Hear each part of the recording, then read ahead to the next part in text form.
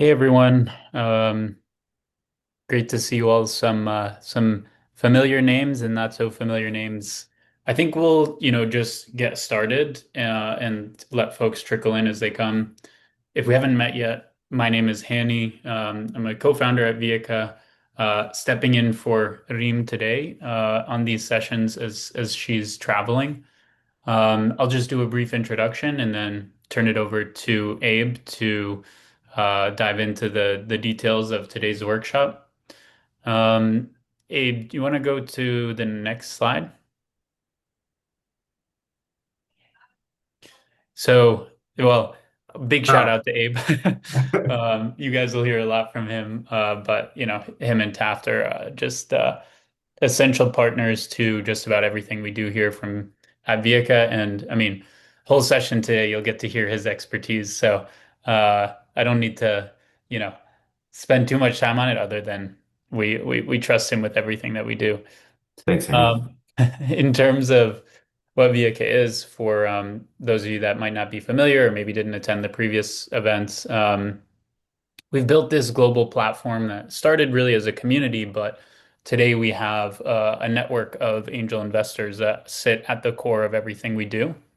At this point, we have about 100 active angels with us. We've made 12 investments in the past year and some change. And across those 12 investments, we've deployed almost $750,000. So really excited about that. And we continue to look at new deals just about every month to invest in as a group. As I said, we really started as a community. So we have this pretty robust sourcing engine. We host events in a bunch of different cities. We actually have one coming up in a week and a half in Toronto and then another one in New York. So if you're in either of those places, be sure to join us. We can share some details on those. And the angels who join us can generally participate in the deals that we do for as low as 1 or 2K. So it's really about making angel investing accessible, bringing in people who have the kind of like operating prowess and the expertise to be valuable on a cap table, and just kind of lowering that threshold a little bit so that more of these folks can invest and support early stage founders. And that support comes in a whole bunch of different, um, looks like a whole bunch of different things that we do.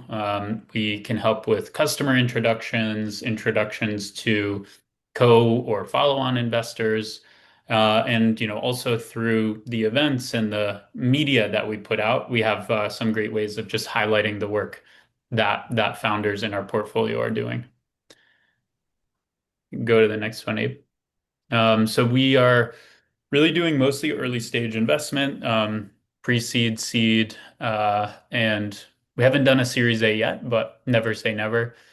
As a group, we're putting in anywhere between 25 to $250,000, and we're almost exclusively investing alongside uh, high-profile, reputable co-investors, institutional VCs that we've been able to fortunately build strong relationships in addition to the relationships with our founders. And so we're able to get allocation in those rounds.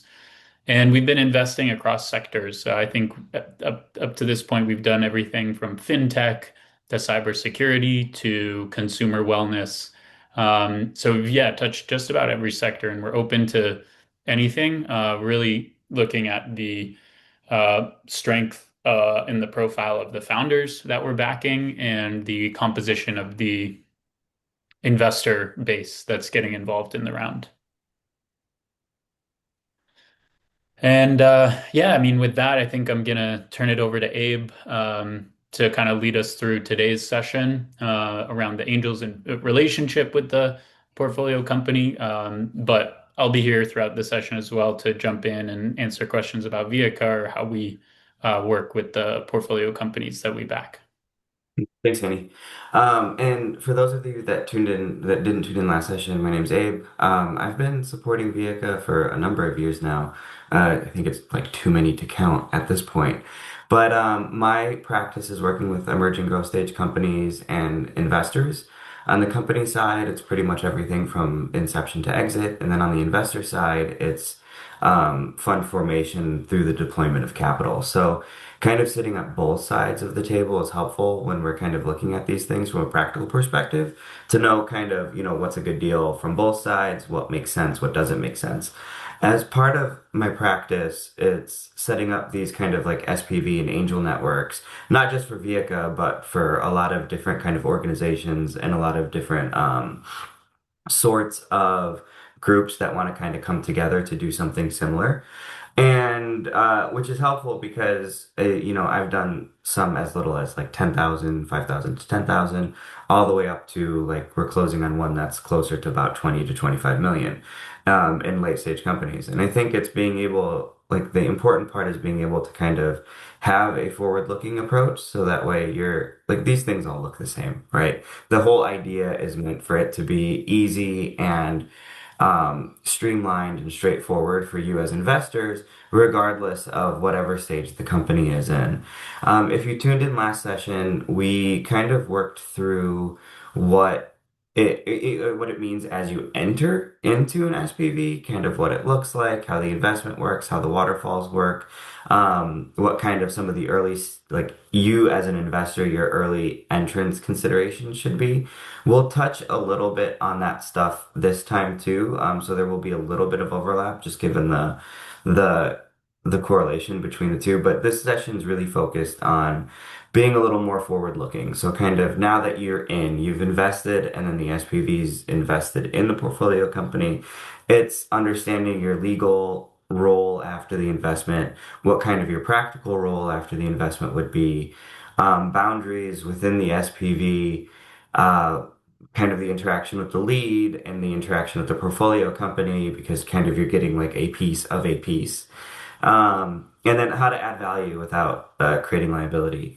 Just like the last session, this is meant to be interactive, so feel free to ask questions, cut me off. I do not like to hear myself talk, so this is meant to be helpful. So whatever you guys need throughout this, or whatever questions you have as it comes up, whether it's related to what I'm talking about, unrelated to talk about, just ask. And then we want this to be beneficial. So, kind of jumping in, the role of an angel in SPV. So this is a little bit of an overlap as to what we talked about last time, but essentially you're a passive economic partner and not a manager. So the manager is kind of tasked with the mundane day-to-day things of the LLC, whereas you are just kind of taking an economic interest, reserving your judgment and your decision making for major decisions that would have an effect on your actual investment. So whether the LLC liquidates, whether it makes a follow-on investment.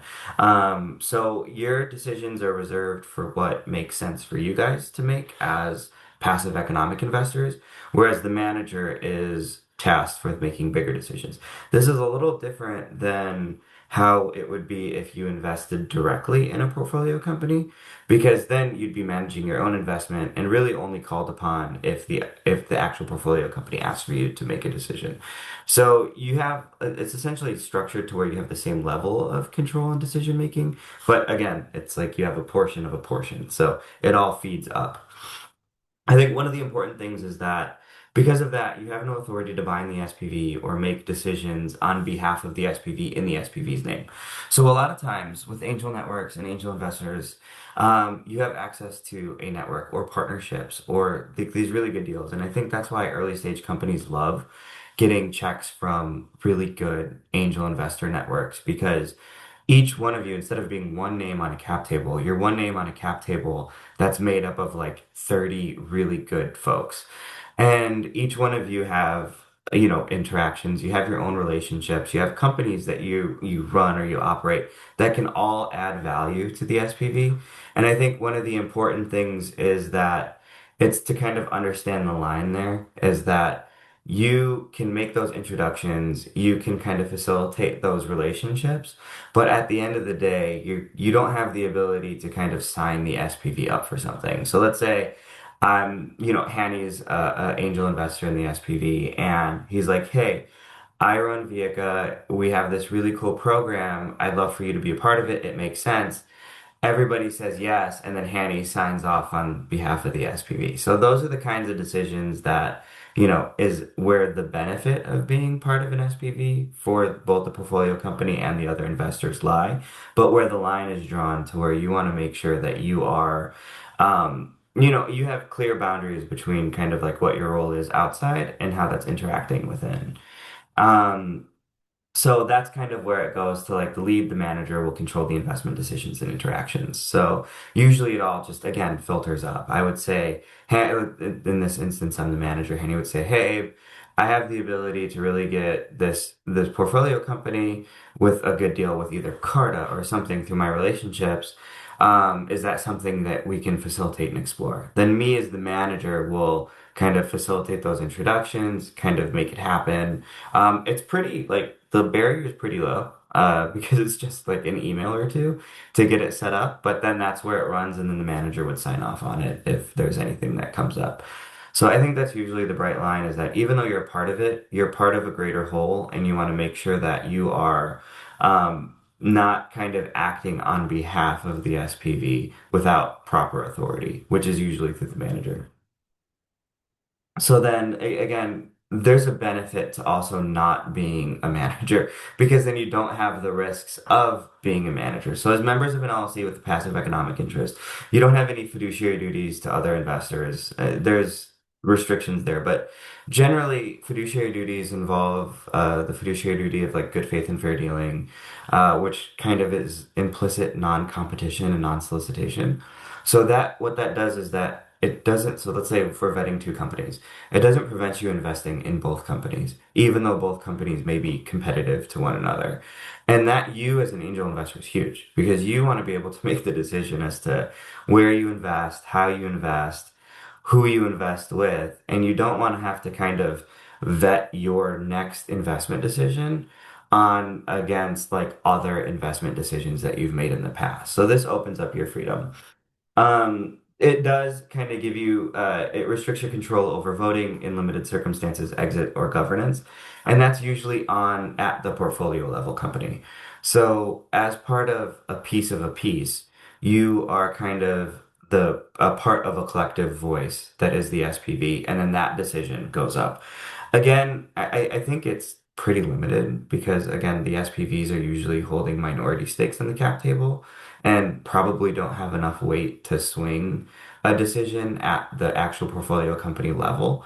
But when that does happen, it's just understanding that your situation, like your voice generally, is not enough to like, so in most instances, is not enough to kind of direct the actual decision of the SPV itself. That'll be kind of everybody coming together as a group, and it's usually by majority. Um, and that's kind of like how you kind of draw the line between avoid acting as if you have the authority externally. Um, so with that in mind, it's kind of like know that you're a passive economic investor, that your benefit is on the economic side. You do have a limited voice at the SPV level, and there's the access of being able to kind of leverage those resources and add value to the cap table without putting yourself in harm's way or exposing yourself to kind of unnecessary liability in that sense. So then that goes to like, okay, well, part of it, but does that mean and I can't act on behalf of it without express authority and decisions are limited. So kind of how do I know how my investments are doing? What do those investment rights look like? And we touched on this in the last one too, but usually the portfolio company will give the manager and if those of you that are participating in the Viaca Angel Network, you've probably seen these emails come through and we talked about this too, where I think the most successful startups are the ones that are the most communicative. So you'll end up kind of getting through the manager updates and kind of information that you need to say, okay, well, this company's doing good. It's showing good projection, good trajectory. Kind of know what's going on at all stages. And if you have a good manager as part of the SPV, they're usually pretty good about um, sending over uh, the information as soon as it's received, either forwarding or kind of updating it. And then if you have questions, you can kind of ask the manager those questions. They can relay it back. So think of the manager as the mouthpiece. Now, that said, it doesn't need to be that formal. There are instances in which, like, if you have a personal relationship with the founder, or if the manager kind of sets up a direct line and the portfolio company founder is okay with it, that you can communicate directly. I usually just advise, like, don't go directly to the source because the purpose of being an angel on an SPV is to make your life easier as an investor, but also to not to kind of like flood open up the floodgates for the founders with respect to now, okay, well, instead of being one line on the cap table, you're one line made up of 30, but now it's really like I have 30 people that are coming at me with questions and stuff. Um, so that's kind of how like access to reports provided to the SPV. You don't have direct rights, but you do have rights through the SPV to kind of demand that. And then if the manager goes silent or isn't receiving anything, you as members of the SPV can kind of say, hey, like just using Henny in this example, hey Henny, haven't heard anything about this company in a couple months. Have you? If not, can we kind of get a check-in? So it's not like you're completely at the whim of the portfolio company. We do have some ability, just practically, right, to kind of say, hey, what's going on? Like, we'd like to celebrate the wins, no matter how big or how small, but also too, like, we have access to networks. So if there's some struggles that you're facing, like, let us know because then we can tap into our members and get that. And that's usually where I've seen the most success in terms of communication between the SPV manager, the SPV members, and the actual portfolio company itself. So that kind of opens up that you don't really have any independent inspection rights unless that's specifically negotiated.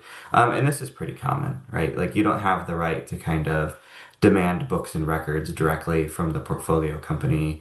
Um, Unless we kind of negotiate that. But I don't know of a single portfolio company that would actually agree to that. But it's not unlikely that the SPV will have some sort of demand rights to be able to kind of request those. Now, that's going to depend on what stage we invest in.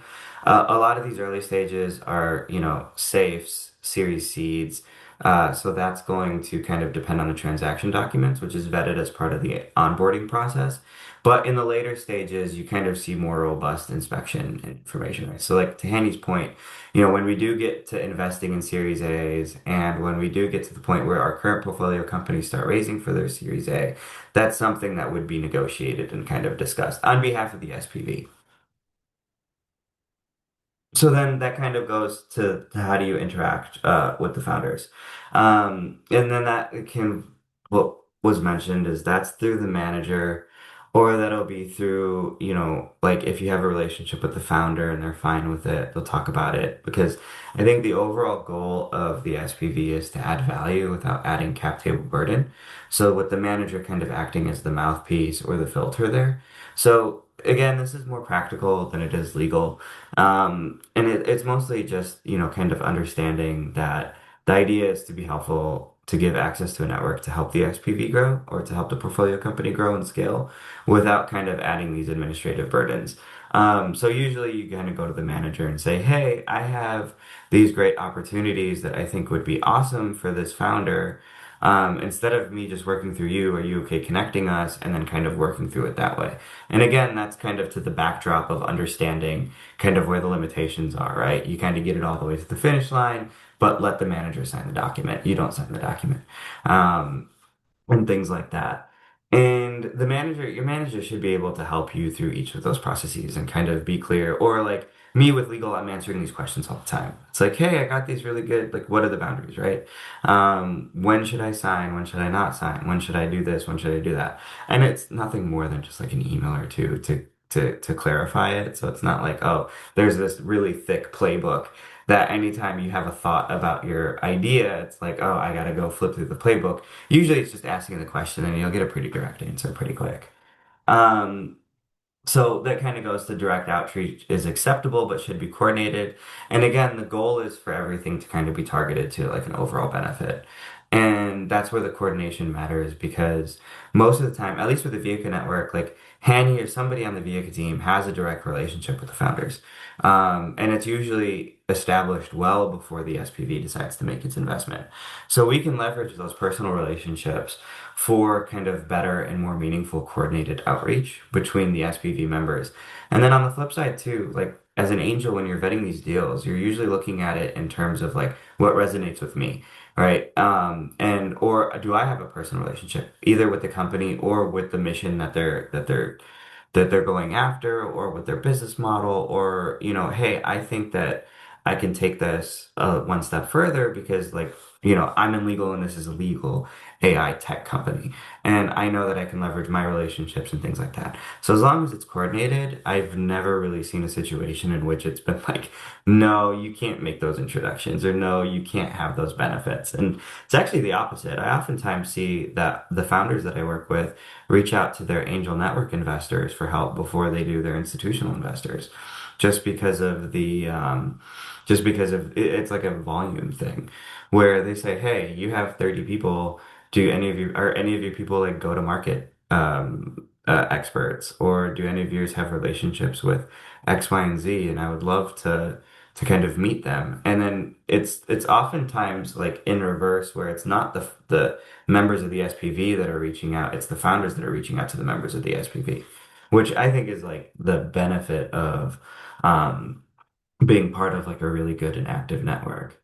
Um, so then that kind of goes to, again, avoiding giving directives or appearing to represent the SPV.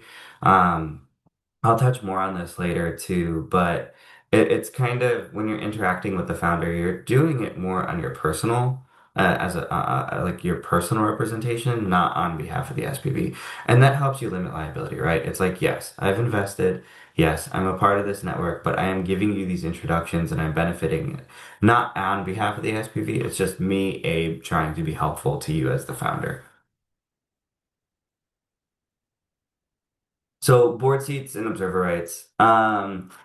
So these are negotiated typically between just now we're talking about like we're at the seed stage and we're kind of setting a formal board on behalf of the company. Usually at this stage, the board is set to three members, two representatives on behalf of the company, and then one representative on behalf of the investors, who's usually the lead investor in that round. And as Hanny mentioned earlier, we're usually not leading rounds, and that's for a number of reasons, right? Like I think there's more economic use of resources to not have to do like we do diligence, but not have to take on the same burdens of diligence as a lead would, to not have to go through and negotiate transaction documents with the company.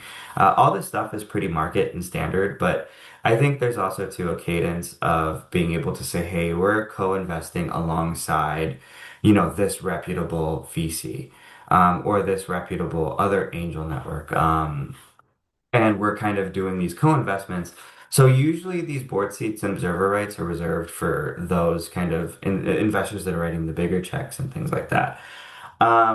We rarely, and this isn't just on behalf of Angels, but also on behalf of the SPV itself, there's rarely any direct governance roles, or any sort of like decisions that are handled at the board level and not as a stockholder level. So the SPV will own shares of stock. And under Delaware law, there's certain decisions that require stockholder approval, and there's certain decisions that most decisions can be handled just with board approval.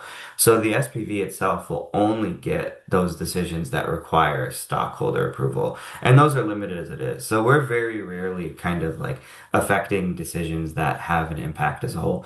And I think that's better for us because then we don't have the liability of, making a bad decision. You can kind of lean on other experts in the area to know that they're making a good decision, but also to like those decisions are limited. It's exits, which it's either going to make sense or not. And if it doesn't make sense, the board's probably going to say no. And then it's kind of like, do we need another round of fundraising? Are we okay with that valuation?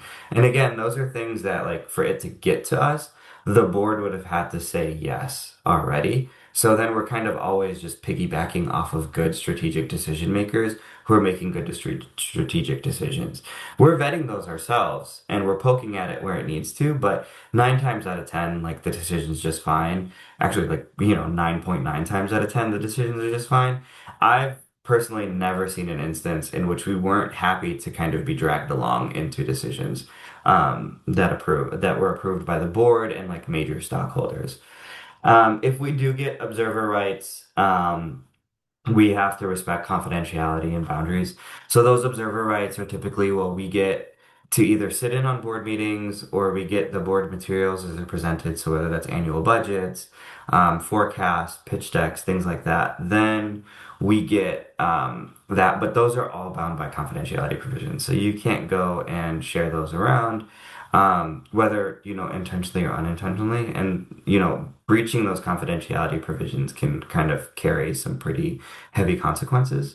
And it could also tarnish the relationship between that right and the SPV and the portfolio company. If they say, hey, we sent you our projections, you're not bound by non-competes, and you shared this with a competitor that you're also invested in. That becomes problematic for all involved. So it's just easier from a management perspective to just not have those rights. I'm not saying like anybody is going to do anything nefarious or goes into this with, oh, I'm going to invest in this company so I can get their budgets and share it. Like that's a lot. Um, but it's mostly just to kind of protect everybody involved.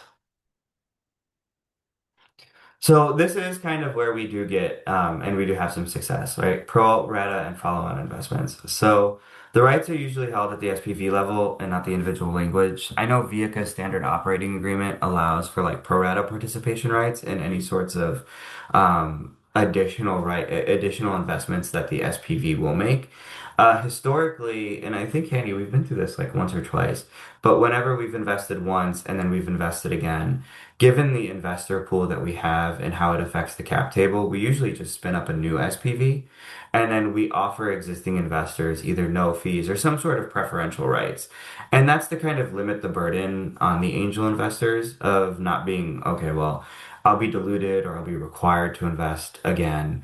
I think the idea is financial transparency, but you do as angels if the SPV has that opportunity to invest again in a portfolio company, either through pro rata or through follow on, then you as angels are always going to have that investment. And if you're part of a good angel network, you'll get some sort of preference in terms of how that's structured, either like a reduced fee or like bite at the first bite at the apple, so you can kind of go in first.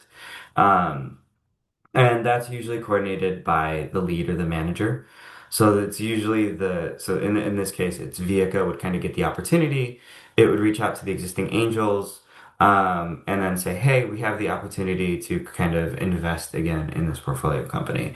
And here's our allocation. And I think then the decision as to whether or not to do it through the existing angels as a follow-on or through others that's something that I usually kind of work closely with the manager because there's tax implications, there's reporting implications, but generally, if the existing investors want to take all of whatever's allocated, that's a benefit that they have, and they can do that. If not, we'll then open it up to new angels, or we'll just spin up a new SPV. And I think we pick whatever makes sense for the others and whatever makes sense for the network as a whole. Sometimes we'll negotiate a side letter. So side letters are just agreements between the SPV and the company for additional rights or for existing rights that it may not otherwise get in the transaction documents.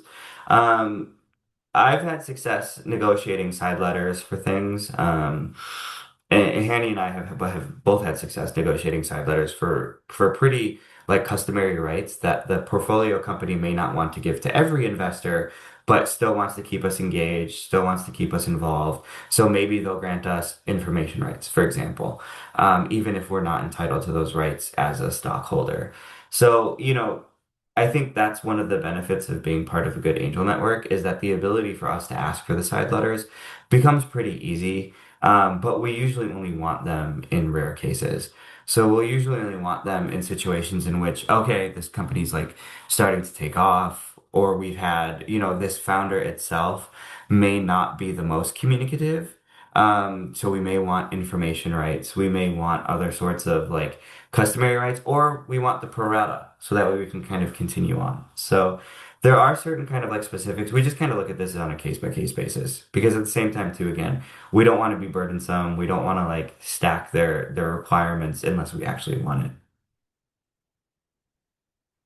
So kind of going back to that, there's strict confidentiality expectations. So even like our standard operating agreement has confidentiality provisions. So that way, that whatever information that does trickle down to you from the manager, from the portfolio company to the manager to us as angels, those are expected to be confidential. I think that's part of like building, like on a practical level, that's part of building trust between the network and the founder. Because oftentimes what I've experienced is that the founder's coming to the network, usually in times of need, right? Like I'm having struggle with I'm struggling with getting a good like go-to-market person, or I'm struggling with doing X or Y. Then if they're coming to us with that information, we don't want to kind of put that out to the public. Or hey, here's our budget. We've had a couple customers who have backed out or things like that. Because that happens all the time in these early stages. You have like, a big company that's committed or a big client that's committed and then they back out. We really don't want that information that the founder who's coming to us at a time of need to kind of be spread because we can't control the narrative as to how it's spread. So in one instance, we're controlling the narrative of, hey, we have a really good company, but their go-to-market person is leaving because they're having a baby and they can't do the startup life. And do you know a good go-to-market person? That could be spun as a good way or as a bad thing, where it's, hey, their go-to-market person's leaving because they don't see the success in the company or the stability or the longevity, and now they have an opening. So what we want to do is we want to be able to kind of control that narrative. So we expect everything to remain confidential. And then there's some pretty serious breaches, both legal and practical for breaches of confidentiality, right? You could be liable for damages. So if you kind of like, leak the budget and because of that, a customer backs out of a deal and that deal is worth 20 grand. Like again, I've never really seen this happen, but there could be an instance in which then the portfolio company goes after the SPV for leaking the document, and then the SPV goes after that member to say, hey, you breached the agreement, and we did that. Again, a lot has to go wrong for it to get there, but just things to kind of keep in mind. Especially, third parties and other founders. I think talking about it internally, with the manager, like your concerns with the manager is one thing because they're also bound by confidentiality, but third parties or other founders is pretty prohibited. And especially, so you respect those founder communications, it's non-public. These investor updates that we'll be getting and that we can send on to you, those aren't going to everybody, and those also aren't going to every investor. So it's not, you may like me and Hanny may invest alongside each other in a deal. Hanny may get, information rights. I may not. If Hanny shares that information rights with me, that's a breach of his confidentiality, even if we're in there. So I think it's just, kind of keep everything to yourself. And if you have any questions, talk to manager, talk to legal, about it. Say, hey, my attorney needs to know this for X, Y, and Z reasons, or my accountant needs to know this for X, Y, and Z reasons. Those are usually okay. But saying, hey, I want to tell my friend about how good this company is doing, that's usually prohibited, at least like with details. So I kind of hear it's like if the company struggles, right? So the manager manages restructuring, bridge rounds, or decisions. So if let's say the company's doing a bridge round, again, this kind of goes to pro rata, but this is where I typically see the benefit of the angel network and you as angels with the practical relationship to the portfolio company extending beyond just the legal requirements, and kind of like, okay, the economic implications. So if the company struggled, usually the angel networks are the first to know. The angels and some of the more significant institutional investors, because they're either going to be looking for help or they're most likely going to be looking for extra cash. To kind of get through that hurdle. Either they needed to make a pivot or they, had somebody leave or they need to hire to kind of get the job done. That's kind of where it goes. So that decision will go from the portfolio company to the manager, and then the manager will kind of be the one that's responsible for making sure that information gets out to the angels. So it would be, hey, company A is looking to do a bridge round of about this much money. We can participate in it, or we can seek to fill that gap by introductions to like chiefs of staff or introductions to these types of people. And then that's where you kind of like tap the network and you shine. I recently had an example where um, a portfolio company's legal was just way too expensive. And then they went to the SPV that I was managing and they said, "Hey, who do you guys use? Because we need to find somebody who's more transparent."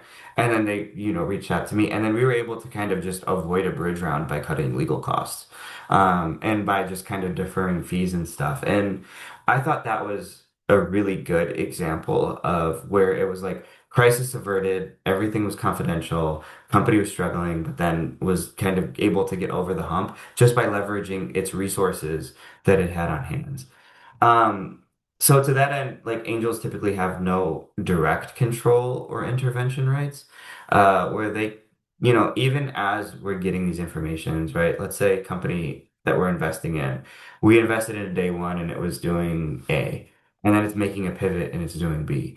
We kind of have to ride that ride. And as angels, we don't really know what is going to happen, but we can't use that as an example to say, hey, I kind of want out, or I want to try to force the company to go back to A. I think when these early stage deals are being vetted, and I know Vic is really good with this, but it's really kind of investing in the founders. And as Handy mentioned, it's kind of like, we're industry agnostic, but we're following good founders that have had successful track records. We're not really chasing like hype or ideas or whatever's like hot right now. And that kind of helps prevent that. But in the event that's like a company makes a pivot or does something that you as an angel may not agree with, or you may say, hey, I'm familiar with this market. That is not a good idea. The proper approach is to kind of approach the manager with that. We can voice our opinions that way, but we don't have the ability to kind of go directly to a founder and say, "Hey, I think this is a bad idea," or "You're being an idiot because of X, Y, and Z." Which is it. That's kind of where you expose yourself to liability, right? And it also too kind of goes to trust again. It all goes back to trust, where they say, "Oh, are you losing confidence in us, or are you losing confidence in the team?" And why are you the only ones that felt this way when we have a strategic board, we have other institutional investors that all disagreed? We don't want to isolate anybody or anything. So that's kind of avoiding these independent actions that could disrupt negotiations. So you don't know what the portfolio company's working on or who they're working it on with. And me just kind of like blatantly reaching out, like in that example I just mentioned, like for example, me kind of reaching out and saying, hey, you guys are getting killed on legal. You should, move over and use me. That's not appropriate for me to do as an angel investor, or just, I guess, as a person. But it's one of those things where you don't want to do that because you don't know what kind of deal they have. You don't know what they're working on or what the relationships are in the back end, and you just don't want to cause friction. So we, I guess it's like stay in your lane, so to speak, and then just kind of facilitate these things through the manager. So then, exits and distributions. I know everyone says a great deal with this. So this is like company didn't struggle, or maybe they did, and we got them over the hump, and now they're doing good. But from a practical level, the money goes from the portfolio company to the SPV, and then it follows the waterfall in the operating agreement. So usually you get uh, unreturned, so you get your money back plus any expenses that you funded that have not been returned. So those would be like the fees that you paid up front, and then you get everything else that remains on a pro rata basis. And that's usually like no exit, people are actually breaking even and just getting their money back plus expenses. Usually you get into that second bucket where you say, oh, cool, there's an extra 100 grand to redistribute. I own 20% of the SPV. That's 20 grand on top of the investment that I made. And that's a pretty good deal. So then your individual tax returns and your individual tax reporting is handled at an individual level. But the SPV's tax returns and any sort of documents that you'll need for your tax returns are then handled by the SPV and then they'll be distributed to you. I've seen so many SPVs all the way from inception to exit. And usually it's the way that it works is we'll get the cash at the exit. The manager will kind of work with accounting, get everybody their cash, and then give you all the documents that you need to report that for your taxes. One thing with most of the times the way it's reported will depend on how the SPV is taxed. Viaca specifically is taxed as a C corp, so it is you don't get K1s or anything. You just kind of have the same tax obligation. It just only occurs at the exit. So because there's no activity in these things, you kind of also want to look at how that tax is being handled. But from an SPV level, at least for Viva's sake, it's taxed as C Corp. So there's no annual obligations or tax reporting. It just happens at the exit. Um, and then that timing is usually instant, right? Like there's an exit. There's no reason for the SPV to hold on to those distributions. And you as members can kind of demand, if you know that there was an exit, demand that the manager actually distribute those funds, and then you kind of get all the financial transparency that you need to be comfortable with this. Um, so then, uh, kind of going back to founder communications and boundaries. And this is kind of like beyond, between inception to exit, but really kind of beyond the relationship with the SPV.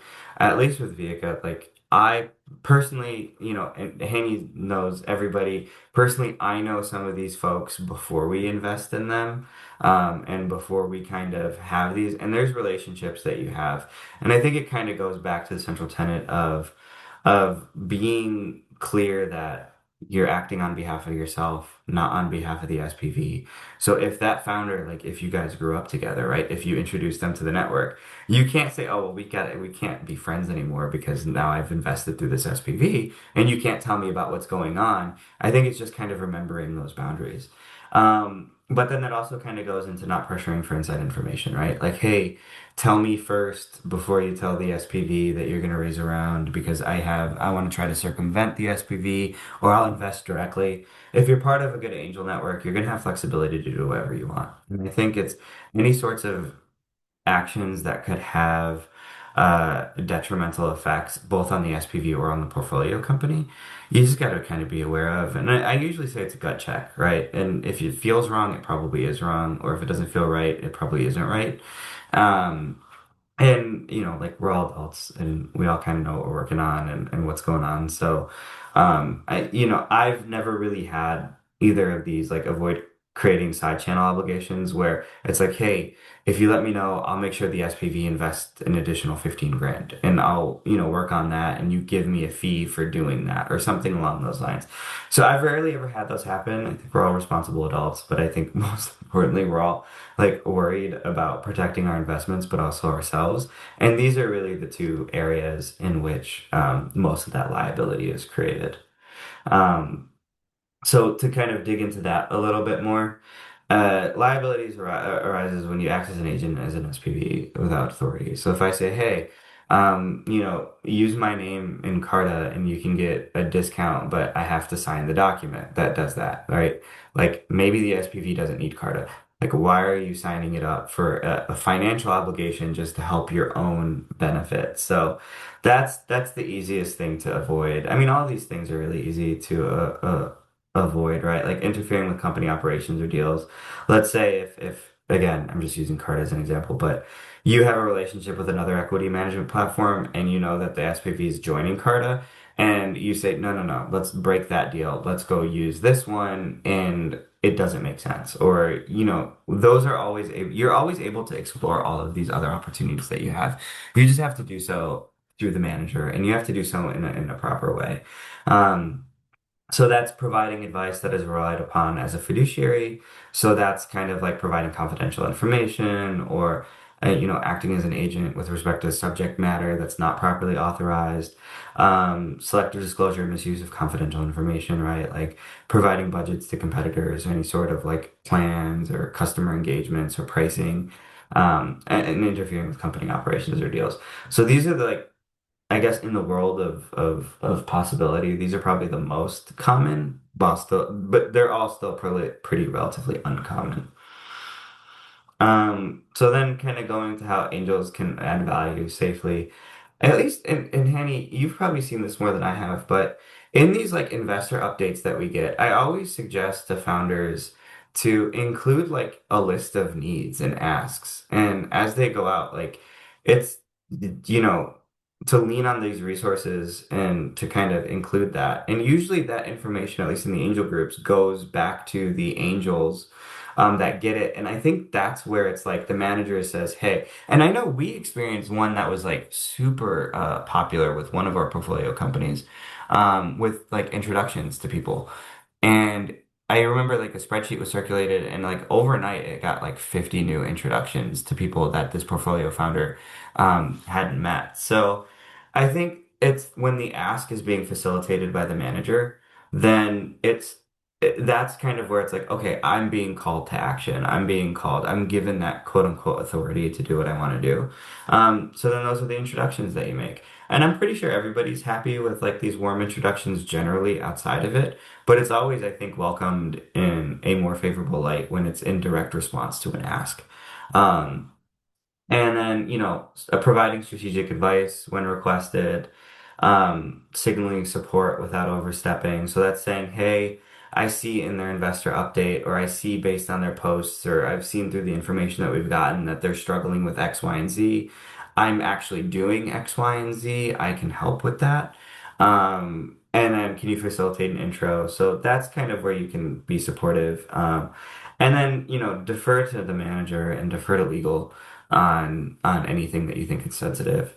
So if you have a question about it, or if you have questions to approach, again, it's usually an email, it's usually a line. It takes 5 seconds to make sure everything's done right. And it's easier to do it right than it is to try to like undo something that went wrong. So I talked a lot. That brings us to Q&A. So we're on good time. We have about 10 minutes for Q&A if anybody has anything.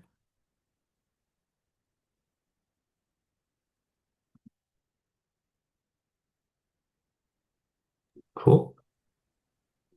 Don't be shy. It's your time for some free legal advice. Yes. Take it while you can. But I think, at the end of the day, what I often tell angels is that you own a piece of a piece, and um, you kind of facilitate it by working through the manager, working through legal with the SPV, and don't be shy to ask, and don't be shy to like help and support. It's just understanding how to do so without either putting yourself at risk or putting the SPV at risk in general.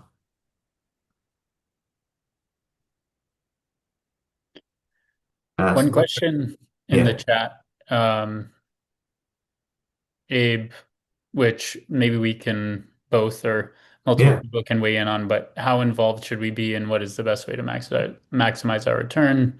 Is it by doubling down or diversifying your investment portfolio?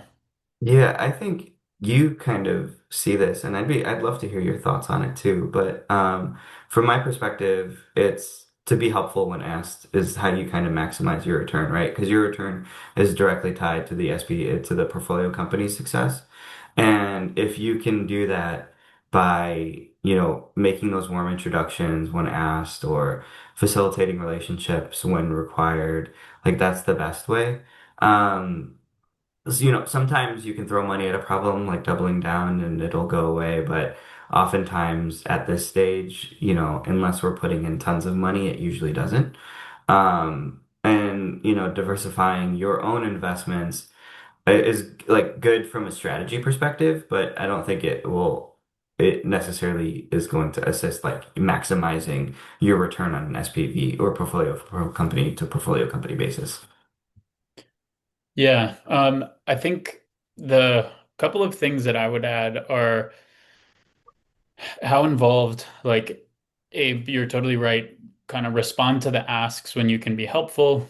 I think also especially when you're investing via an SPV, make sure if you want to be engaged with the founders, like some people just want to be passive and that's totally fine. But if you want to be engaged, make sure that the SPV manager and through them, the founder actually knows like what you as an angel bring to the table. Just thinking about Viaca, if our SPV has 20 people, we obviously, send the profiles of everyone to the founders, but if you want to be engaged, like making sure that it actually reaches the founder that you, as Wilfred asking this question, can like have experience with XYZ and can help in those fields is important because the founder's probably not gonna be aware of your skill set directly. So I think that's one thing. And I think when it comes to angel investing in particular, like diversification is a little bit more of a strategy I would lean into as opposed to like if you're a venture investor. Because as an angel, you don't have you are not spending, it's not your full-time job to go in and like review and help these companies. So you're not going to be able to really like realistically move the needle as much on their performance as if your full-time job is a VC. And so I think that's why the kind of conventional wisdom is you should be trying to, build a diverse portfolio, trying to invest like 5, 10, even 15 companies a year. Obviously, it depends on your means. But generally, like the common wisdom on angel investing is diversification it is a big part of the strategy. Yeah. Um, Nicole had a question. If a founder is asking for introductions to corporate clients, or GTM support, are angels obligated to provide those for free, or could they charge for that? Or is it a conflict of interest? It's a really, really good question, Yeah. actually, because you do have some people who angel invest, but then also are advisors or consultants. Um, I think it's yeah, it's a fine line to walk. I think you can like I think approaching things with the best of intentions is always the right place to start. It's not out of the question to see an angel investor also in some way be compensated for like additional work that they might be doing. I think probably like you don't want it to be viewed as what's the right word? Like transactional. Like I'm only going to invest if you also enter into this like commercial relationship with me. Really comes down to, I guess, like proving your merit or your value, and then having, actually delivering on that or showing that the founder paying for some type of additional services would be worthwhile.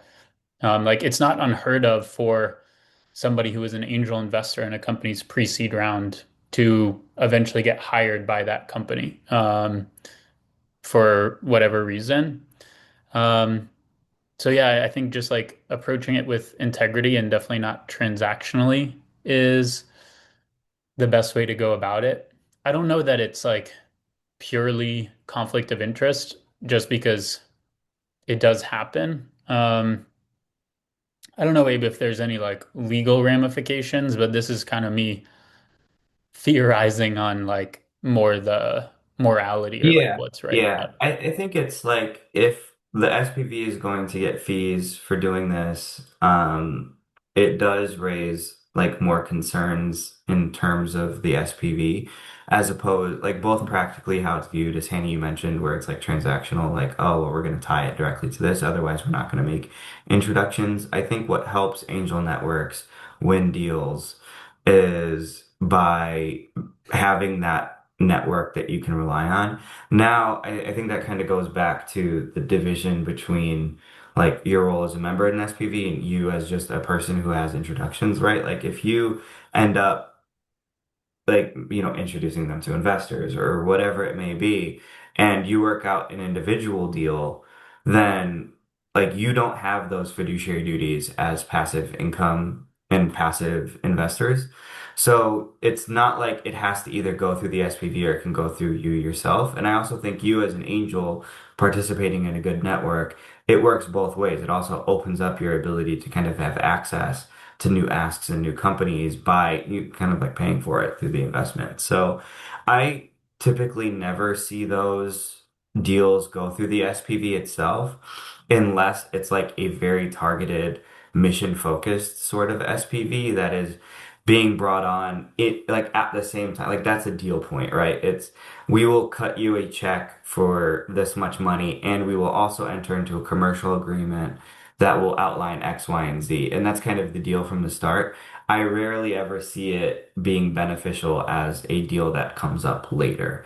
I have seen it where individual angels have kind of been able to kind of, create projects out of it, but not where the money actually ends up back in the SPV's hands.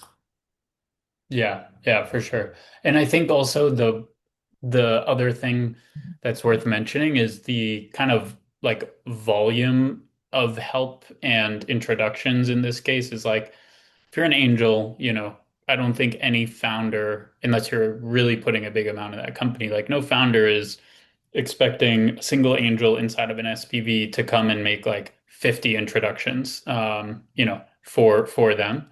Um, but if you run a go-to-market consulting company in the field that's relevant for the founder and you're already an angel investor, like making 50 or 100 introductions, like that's something that is much more in the realm of like, this is, your business and your full-time job, and you're doing this for compensation. And so, like, I think if that's the level of like work you're putting in, it's fair to talk about like, should we arrange an additional one-to-one commercial relationship, as Abe said. But it would never really go through the Yeah, SPV. yeah. Um, and I think it goes back to trust too, right? Like they dissolve that trust pretty quickly by saying, "Oh, well, I won't do the things that I told you I would do, or the benefits that I'd give you unless I get paid for it." If that wasn't like a deal up front.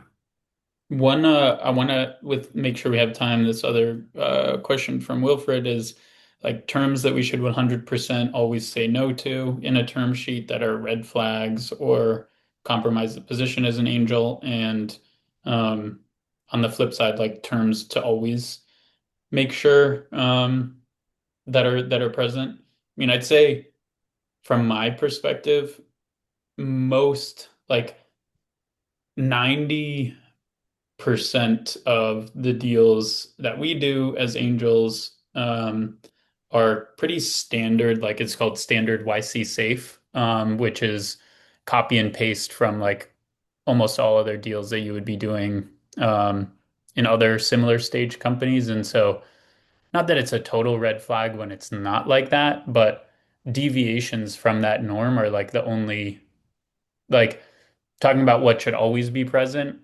I'm always like, I want to just see the standard YC safe because that's what leaves as little kind of room for question and thinking as possible.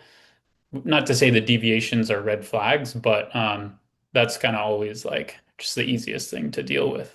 Abe, but I don't know if you probably have some more specific legal thoughts. Yeah, no, I agree. And it's like all the deals that we do together, right? We get a safe, we do a red line against the Y Combinator safe, and we're immediately calling out any sorts of like material differences that aren't just changing names and dates and numbers and like immaterial stuff.